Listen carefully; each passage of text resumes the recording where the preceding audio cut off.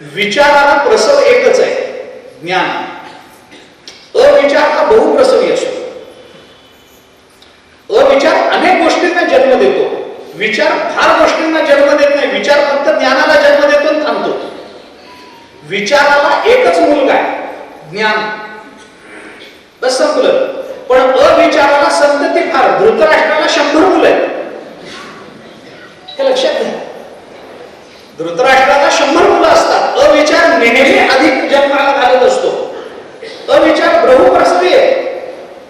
अविचारातून अनेक गोष्टी जन्माला येतात. विचारातून फक्त शांती जन्माला येते, विचारातून फक्त तृप्ती जन्माला येते, विचारातून फक्त ज्ञान प्राप्त होतं, विचारातून फक्त समाधान मिळतं.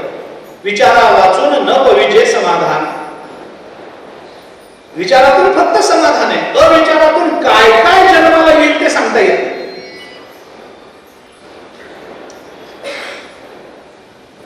जाऊ द्या, विस्तार